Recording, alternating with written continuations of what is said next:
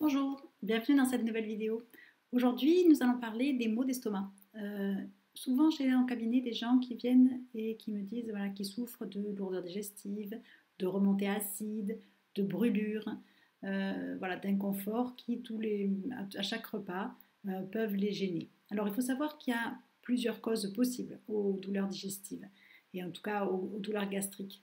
La première, et souvent qui est mise en cause, c'est un défaut de mastication. C'est vrai qu'on a des dents uniquement que dans la bouche, et donc c'est à ça qu'elles servent. Elles servent à mâcher. Mais bien souvent dans nos vies de fous, on ne prend pas le temps. On avale tout rond.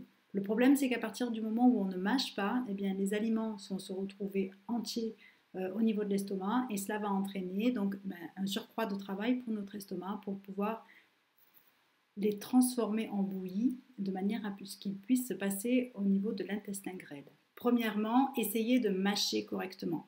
Profitez d'être en vacances, profitez d'être en week-end, profitez d'être seul pour essayer de vous concentrer, de manger en pleine conscience et de mastiquer correctement.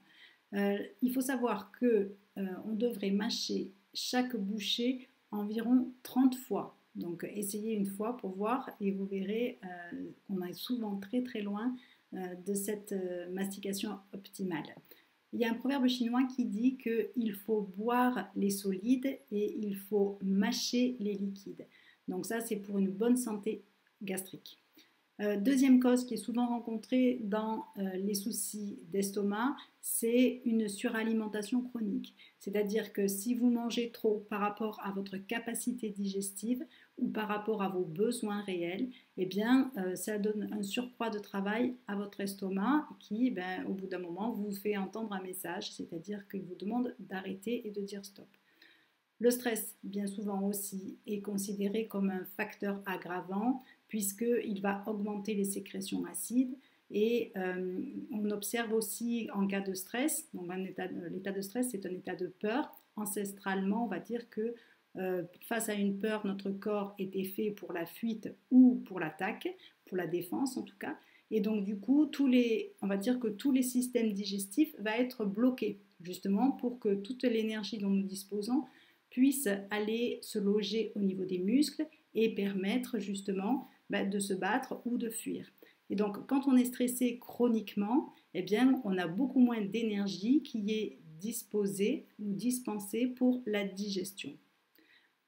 Autre cause que l'on peut rencontrer aussi dans les soucis digestifs, ce sont les incompatibilités alimentaires. Qu'est-ce que j'appelle incompatibilité alimentaire? Il y a des aliments qui, lorsqu'ils sont mangés ensemble, eh bien, sont moins bien dégradés au niveau digestif parce qu'ils demandent souvent des degrés d'acidité, par exemple au niveau de l'estomac, qui sont différents. Je prends l'exemple des protéines, donc prenons un steak par exemple, de la viande.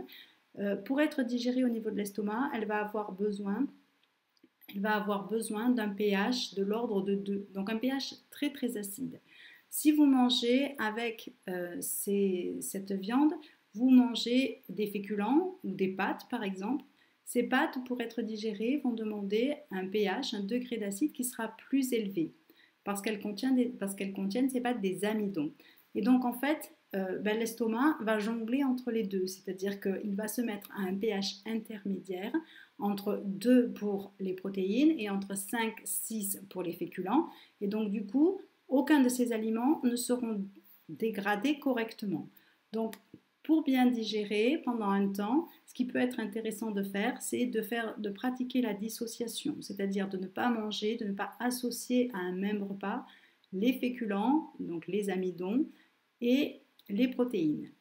Qu'est-ce qui peut encore entraîner des douleurs gastriques? Un déficit d'enzymes. Lorsque l'alimentation est trop riche en aliments industriels, lorsque l'alimentation est trop pauvre en fruits et légumes frais, en graines germées, en aliments lacto-fermentés. Donc tout ce qui va vous apporter, tout ce qui peut vous apporter des enzymes. Autre cause des douleurs digestives, les aliments surindigestes, les graisses cuites, c'est-à-dire les fritures, qui sont généralement plus dures à digérer, les aliments qui sont trop cuits. Notre système digestif est fait pour dégrader des aliments qui sont crus ou cuits à la vapeur douce, donc plus facilement digestibles. Lorsqu'on a trop de mélange, si vous avez une assiette qui est composée de beaucoup d'aliments différents, plusieurs mélanges en fait, eh bien cela va demander une énergie plus importante à notre organisme pour pouvoir les digérer. Donc simplifier l'assiette. Le café au lait aussi, qui est surindigeste.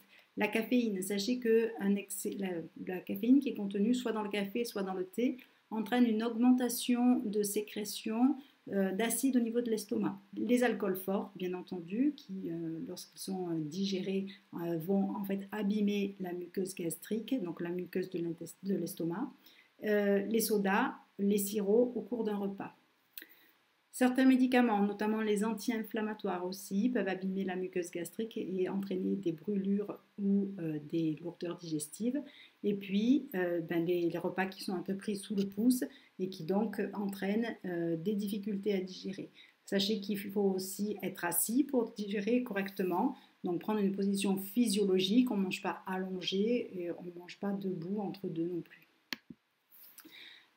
Donc, première des recommandations, on l'a vu, mâcher. Prenez le temps de mâcher. Souvent en cabinet, quand les gens viennent me voir pour des problèmes gastriques, la première chose que je recommande, c'est d'essayer pendant une semaine de mâcher afin de voir si les symptômes diminuent. Ce qu'il faut savoir, c'est que lorsque vous prenez des produits pour l'estomac, des antiacides, ces antiacides ne sont pas dénués d'effets secondaires. Dans le sens où, comme ils vont modifier le pH de votre estomac, ils vont également modifier l'équilibre très fragile du microbiote intestinal. Et on se retrouve souvent avec une flore intestinale perturbée qui peut entraîner des ballonnements, qui peut entraîner de la constipation ou de la diarrhée. Simplifier les repas, on l'a vu, pas plus de 3 aliments pendant un temps, le temps de réparer la muqueuse intestinale. Pratiquer la dissociation, pas de protéines et de féculents à un même repas. Éviter aussi de consommer les fruits au repas. Chez certaines personnes, cela peut entraîner une augmentation de fermentation. Pourquoi? Parce que les fruits, lorsqu'ils sont pris isolément, ils vont être digérés en 20-30 minutes. Et lorsque vous les mélangez avec d'autres aliments, eh bien, donc, ils vont être digérés plus longuement et donc ils vont fermenter, entraîner de l'aérophagie au niveau de l'estomac, des ballonnements, un ventre gonflé et une difficulté à digérer. Pour les personnes qui sont en stress, les personnes qui ont du mal à se poser, essayez de pratiquer la cohérence cardiaque avant de manger, afin de vous mettre déjà en prédigestion au moment où vous attaquez le repas. Et puis manger en conscience, ça c'est important. Donc cela, essayez de le mettre en place déjà quand vous êtes seul, parce que c'est vrai que lorsqu'on est en famille ou lorsqu'on est avec des amis, eh bien on est pris dans la conversation, on est pris dans le repas, et donc on a du mal à se concentrer sur ce que l'on mange. Donc essayez de vous entraîner les jours où vous êtes seul, vous vous retrouvez face à vous-même, on éteint les ordinateurs, on éteint la télé et on se concentre sur ce qu'on mange. En complément, certaines plantes peuvent aider, notamment la mélisse, la réglisse, le curcuma qui est anti-inflammatoire, le gel d'aloe vera qui est un anti-inflammatoire et en même temps il va être un cicatrisant de la muqueuse gastrique. La camomille romaine aussi qui va aider à cicatriser. Parmi les huiles essentielles, il y a l'huile essentielle de menthe qui peut aider également dans tout ce qui est problème gastrique. Et puis, moi celle que j'utilise plus particulièrement, c'est l'argile blanche qui a un effet en fait qui va tapisser en fait la muqueuse gastrique, qui va aider à une meilleure digestion, mais sans entraîner de modification du pH de l'estomac, donc sans, on va dire, effets secondaires. Voilà, ce sera tout pour aujourd'hui. N'hésitez pas à m'envoyer des questions si vous en avez, et puis à bientôt pour une prochaine vidéo.